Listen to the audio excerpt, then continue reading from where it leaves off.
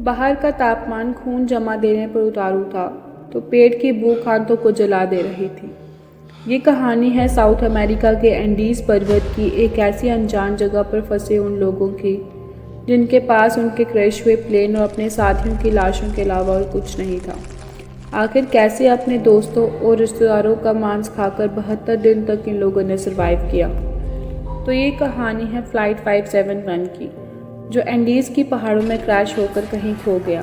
ये बात है 12 अक्टूबर 1972 की, जब ओल्ड क्रिश्चियन क्लब ने रग्बी टीम को मोंटेविडियो उरुग्वे से सैंटियागो चिली तक ले जाने के लिए उरुग्वे वायुसेना का एक प्लेन किराए पर लिया। 12 अक्टूबर 1972 को डबल इंजन वाला फेयर चाइल्ड टर्बोप्रॉप एयरजेट केरास्को अंतर्राष्ट्रीय हवाई अड्डा से रवाना हुआ। इसमें 5 क्रू मेंबर और 40 पैसेंजर, तो कुल मिलाकर 45 लोग थे। रग्बी टीम के सदस्यों के अलावा उनके दोस्त, परिवार और अन्य लोग भी इस प्लेन में थे, जो कि मैच देखने उनके साथ सैंटियागो जा रहे थे। इस फ्लाइट को एंडीज़ की पहाड़ियों को क्रॉस करके उरुग्वे से सैंटियागो तक जाने में करीब 3 घंटे तक का समय लगना था। लेकिन रास्ते में मौसम खराब होने के कारण इस फ्लाइट को रात में अर्जेंटीना के मेंडोजा शहर में लैंड कराया जाता है। मौसम इतना ख़राब था कि ठीक होने का नाम तक नहीं ले रहा था।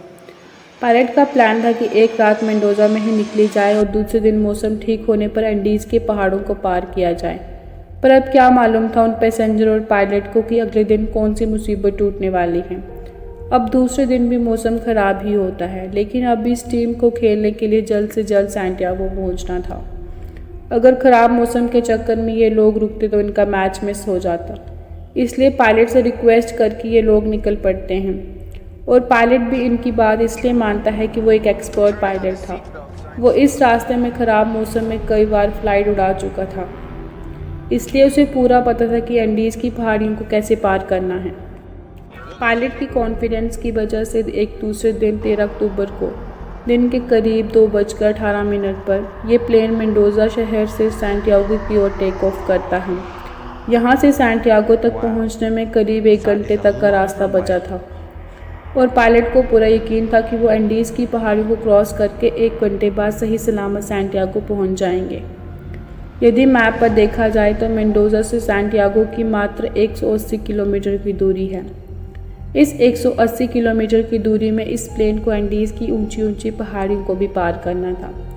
लिहाजे से इस प्लेन का फ़्लाइट रूट कुछ ऐसा था कि जहाज़ पहले मेंडोजा के साउथ में जाएगा, फिर अपनी हाइट गेन करेगा और फिर प्लांचोन पास के बराबर पहुंचकर एंडीज़ की तरफ टर्न करके इन खतरनाक पहाड़ियों को पार करेगा, और फिर चिली के शहर कोरिको से दोबारा टर्न करके सीधा सैंटियागो में लैंड करेगा। मेंडोजा से टेक ऑफ करते ही प्लान के मुताबिक जहाज़ साउथ की तरफ रवाना हुआ। जहाज़ की हाइट करने के दौरान पायलट ने नोटिस किया कि बादलों की मोटी लेयर ने नीचे का सारा मंजर छुपा दिया है।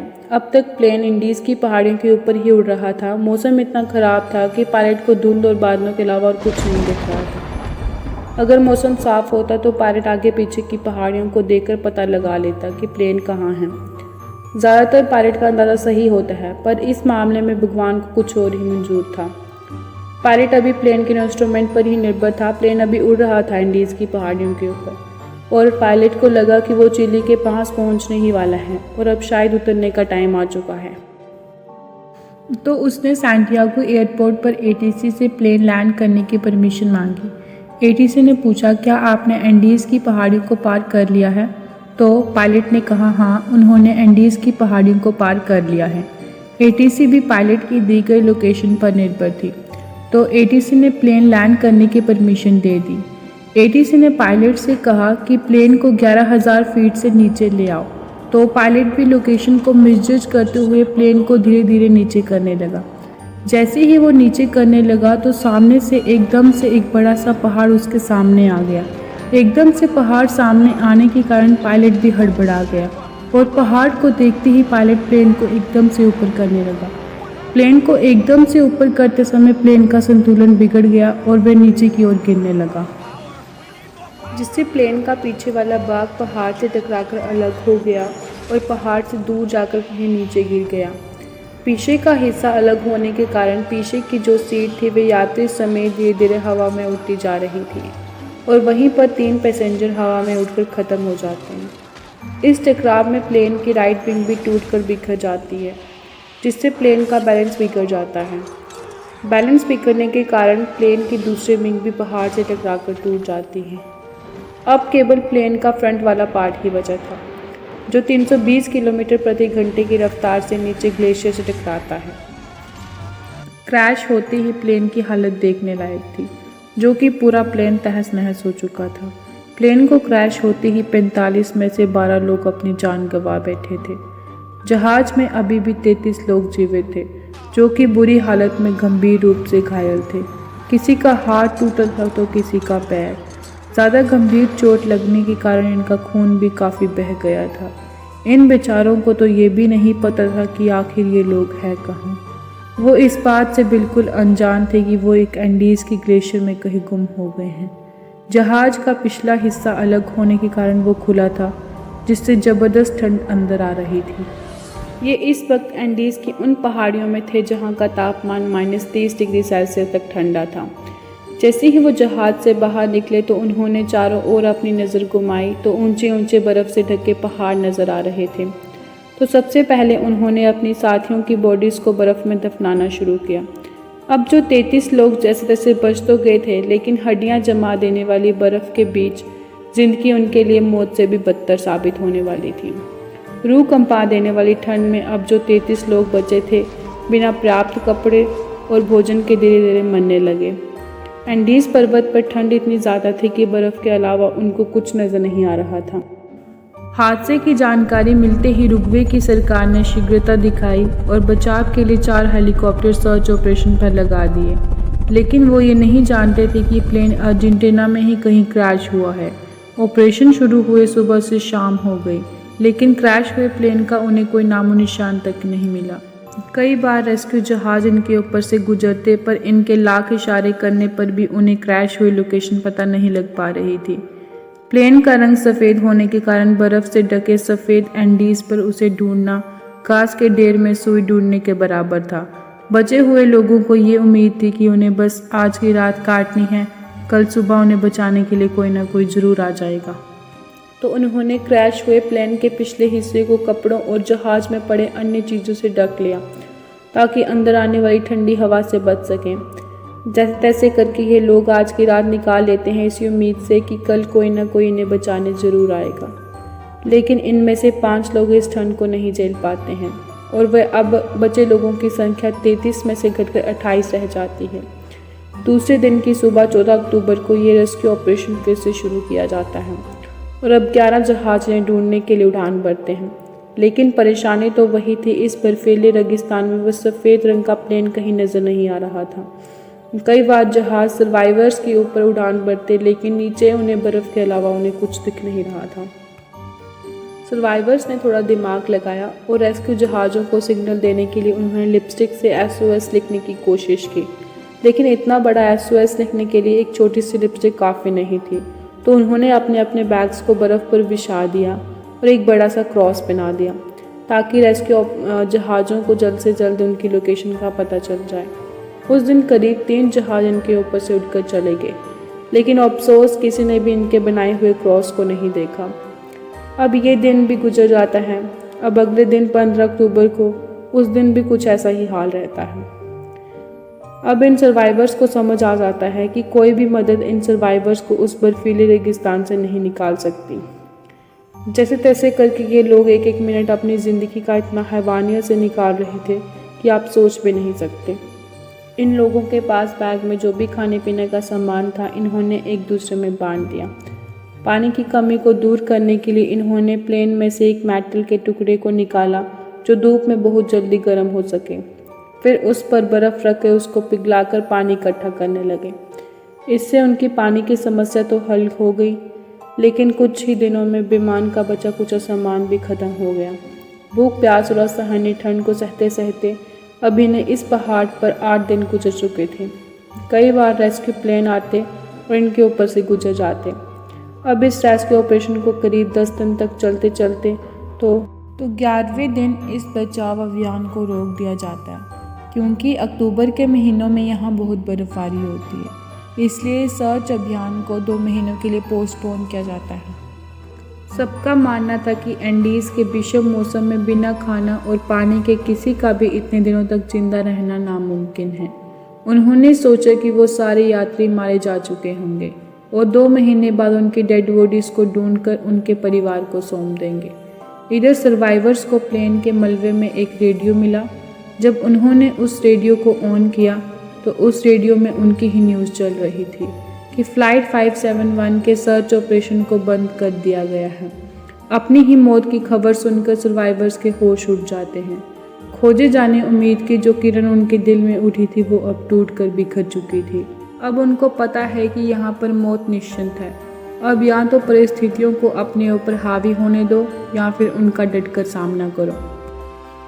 उन्होंने प्लेन की सीटों को फाड़कर उसकी रुई को निकालकर अपने कपड़ों में भरने लगे ताकि ठंड से बचा जा सके और प्लेन के सीट कवर को अपने पैरों में बांधकर बर्फ़ में चलने के लिए जूते बनाए। भूख से लोगों की हालत बिगड़ती जा रही थी, जिसे देखते हुए बचे हुए लोगों ने आपस में बातचीत की और एक फ़ैसला किया कि किसी भी तरह खुद को बचाए रखेंगे ताकि उन्हें जिंदा रेस्क्यू किया जा सके। पर जिंदा रहने के लिए उनका खाना ज़रूरी था। एक लंबी बहस के बाद तय हुआ कि वो बर्फ़ में दबे अपने दोस्तों या रिश्तेदारों का मांस खाएंगे ताकि जीवित रह सके। ये फ़ैसला उनके लिए बिल्कुल भी आसान नहीं था। एक एक दिन गुजरता जा रहा था और उनके पास और कोई भी प्लान नहीं था और रात को ठंड से बचने के लिए उस टूटे क्रैश प्लेन के अंदर ही सोते। क्रैश के 16 दिन बाद यानी 19 अक्टूबर को कुदरत ने इन्हें एक को झटका दे दिया। रात को ये लोग सो रहे थे तो इन्होंने देखा एक बड़ा सा बर्फ़ का पहाड़ इनकी तरफ आ रहा है। यह अवलांच इतना बड़ा और तेज़ी से आया कि इसने इनके टूटे हुए प्लेन को अपनी चपेट में ले लिया। अब उनका प्लेन बर्फ़ के अंदर दब चुका था और बर्फ़ भी अंदर घुस चुकी थी। बर्फ़ अंदर घुसने की वजह से ऑक्सीजन लेवल कम हो गया और उनका दम घुटने की वजह से 9 और लोग अपना दम तोड़ देते हैं। अब बचे लोगों की संख्या 19 रह जाती है। अब इनको भी लग रहा था कि हाथ पे हाथ धरे बैठने से कुछ नहीं होने वाला, क्यों ना कोई मदद तलाश ली जाए। लेकिन ये लोग गंभीर रूप से घायल होने के कारण चलने में असमर्थ थे। पर 3 लोग इनमें से ऐसे थे जो हार नहीं मानने वाले थे। तो उन्होंने डिसाइड किया क्यों ना मदद के लिए पहाड़ी के उस पार जाया जाए। तो मदद के लिए उनमें से 3 लोग निकल पड़ते हैं। रास्ते में खाने के लिए उन्होंने मांस के टुकड़े और कुछ मोटे कपड़े ले लिए। क्रैश के 33 दिन बाद यानी 15 नवंबर को ये लोग मदद के लिए निकल पड़ते हैं। चलते चलते इनको शाम हो जाती है, लेकिन ना तो इन्हें कोई रास्ता नज़र आता है और ना ही आदमी। तो आगे चलते इनकी नज़र प्लेन के दूसरे हिस्से टेल पर पड़ती है। उसे देखते ही ये लोग जल्दी से उस टेल के पास जाते हैं तो इन्हें काफ़ी सारा खाना, वाइन और दवाइयाँ मिलती हैं। ये देखकर वो बड़े खुश होने लगते हैं और आज की रात वो इसमें ही गुजारने का फ़ैसला करते हैं। पिछले कुछ दिनों में उनके लिए ये आज की रात सबसे अच्छी होने वाली थी। टेल के पिछले हिस्से में उन्हें एक बैटरी मिलती है तो इन्होंने सोचा क्यों ना इस बैटरी को प्लेन के मेन पार्ट तक ले जाया जाए ताकि उसमें लगे कम्युनिकेशन डिवाइस को ऑन करके कोई मदद बुलाई जाए। लेकिन बैटरी इतनी भारी थी कि कमज़ोर हालत में उसे मेन पार्ट तक ले जाना असंभव था। तो उन्होंने सोचा क्यों ना कम्युनिकेशन डिवाइस को उस प्लेन से निकाल कर उसे इस बैटरी से कनेक्ट किया जाए ताकि बचाव दल को बुलाया जाए।